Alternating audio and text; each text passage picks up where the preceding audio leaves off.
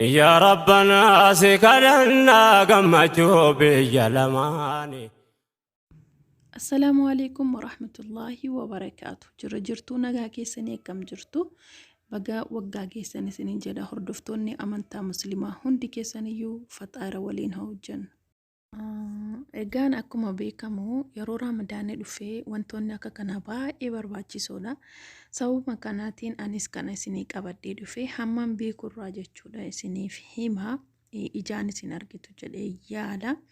Anis waanuma ofii kootiif hojjedhee mokkoree laale jechuudha. Kanaaf akka kanatti ijaan argitanii sirriitti akka barattanu abdii guutuun qabaa waa ilaalaa yoo hojjenne baay'ee nama barbaachisa.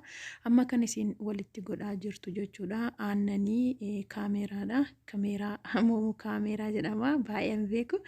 Zayitii, unqulaalii, soogidda yookiin cawu isa jedhamu sana kana walitti godhaa jirti. Achi booda duqeetiitti naqxee jechuudha.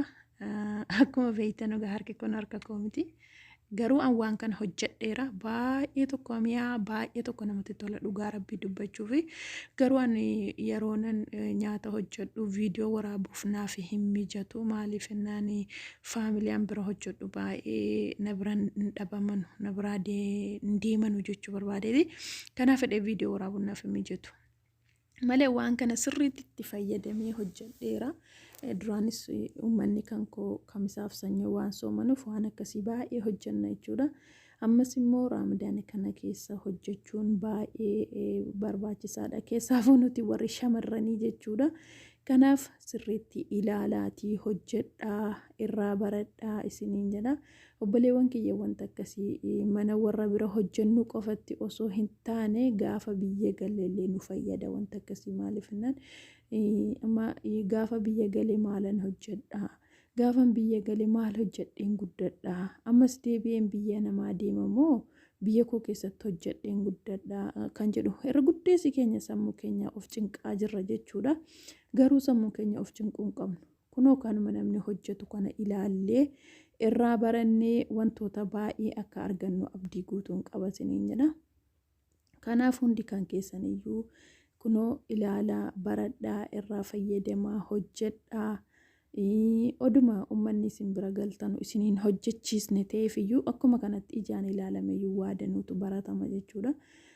Maaliif jennaan waanuma nama mudate irraa isinitti himan kanaan dura jechuudha yeroo baay'ee nyaatan hojjedhu ture migibiin hojjedhu ture. Haa ta'u malee ijumaanin ilaala jechuudha waan hundayyuu ijumaanin ilaalaa akkas gadiin bubbuusa kan namarree akka kanaa jechuudha. Odoon akkas jedhu amma garuu baay'ee tokko hojjechuullee baree waan na fayyada jedhee yaadu tokko ittumaan fayyadamaa jira jechuudha. Ani immoo waan ana na fayyada jedhee yaade tokko obboleewwan koo warra biyya hambaa keessa jiranullee hin fayyada jedhee yookiin waan warra biyyaallee hin fayyada jedhee waan yaadeefi egaa obboleewwan koo itti fayyadamaa kunoo akkasiin itti hojjechaa jirtu hundi keessaniyyuu argaa jirtu hin mul'ata jedhee yaada. Wanti isin beekuu qabdanu wanti tokko guyyaa tokkoon yookiin immoo hojii guyyaa tokkotiin wanti baramu hin jiru. Tarii guyyaa jalqaba hojjettanu isin hirkatti baduun isaa yookiin isin hirkatti balleeffamuun isaa hin mala yookiin ta'uu mala garuu jechuudha.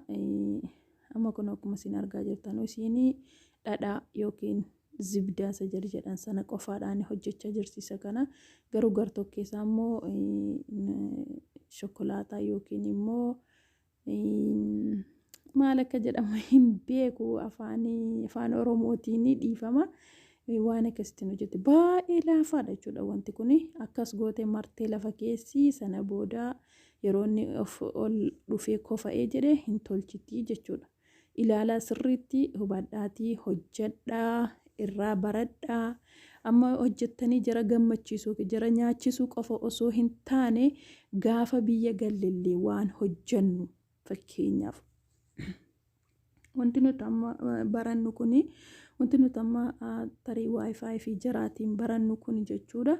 Gaafa biyya galle yookiin immoo yoo miimoorii keenya keessatti seef godhanne yoo sammuun keenya nuu qabu didellee viidiyoo isaa miimoorii keenya keessatti seef godhanne gaafa galle jechuudha wantoota irraanfannee isarraa ilaallee viidiyoo sana ilaallee hojjenna isinii galee manuma kee keessatti iyyuu keessaaf jechuudha ijoolleen shamarranii mana keenya keessatti yeroo fakkeenyaaf yeroo boqonnaa qabnu mana keenya keessatti hojjennee yeroo nyaanni gosa tokkichi nu dabbaree jedhemmoo ammas hojjetannee wanti kun odoo bitamuutii baay'ee wuddiidha dhugaa dubbachuufi garuu immoo akka kanatti mana kee keessatti akka beektutti yeroo hojjettu guyyaa tokko yoo balleeste guyyaa lammataa guyyaa sadaffaa irratti siif mijata waan ta'eedhaaf jechuudha. Inni baay'ee namatti tola kun akkuma isin argaa jirtanu dhugaa dubbachuuf baay'ee natti tolaani nan jaalladhallee waan kana hojjechuusaas ta'ee nyaachuusaas baay'ee tokko hin jaalladhaani. Isin amma akka yaadutti keessatti naquu fi garuu sila gartokkeessaa qophaatti gootiin si'aa ture akkuma nuti manatti goonu garuu isheen immoo keessatti naqaa jirti. Garuu isin immoo maal gochuu qabdu dirqama miti akka kanatti keessatti naquun isheen viidiyoo waraabuu fetteetu malee nuun immoo bakka sila isa sana keenye gartokkeessaa yeroo akkasitti jubnaa yookiin immoo wantoota adda addaatiin hojjennu gartokkeessaa immoo shokolaataa kanaan hojjechuu ni dandeenya jechuudha. Sirriitti hin danda'ama kun akkuma isin argitanu duwwaansaa kana fakkaata garuu kan isin shokolaataa yookiin maal akka jedhamu hin beeku afaan oromootiin dhiifama. Kan isin itti naqxe kun immoo kun akkasitti gurraacha'ee yookiin immoo akkasitti malkiinsaa kana fakkaata jechuudha. Garuu walakkaa isaa hurteetti naquu dhiiste ati immoo jalqabumayyuu jechuudha wajjiniin hojjechuu hin dandeessa. Bukoodhuma isaarratti xiqqishuu hanga sigaa jettee yaadu tokko gooteetu sirriitti walitti martee sirriitti hojjechuu dandeessa jechuudha. Kanaaf obboleewwan koo akkasii isiniin jedhaa jajjabaadhaa hojjetadhaa baradhaa isiniin jedhaa. Obbolummaa jennee wanti nu wayiwaannu furmaata barbaadu mee wala barbaannu kuwaa micha deeneeti jala hawwaannu mee wala gaafannu adda addatti yaannu mee waliifataanu.